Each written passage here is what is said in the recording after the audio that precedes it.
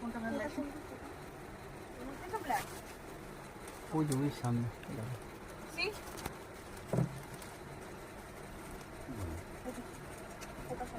এই যে দিদি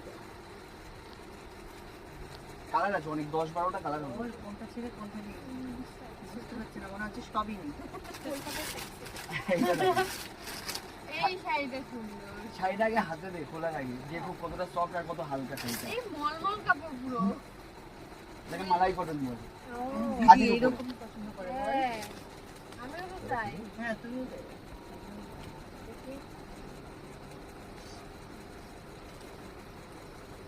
এগুলো কিরকম প্রাইস আছে? এটার দাম পড়বে 550 টাকা। বাবা যায়। আঁচলের দিকটা ঘুরিয়ে দে।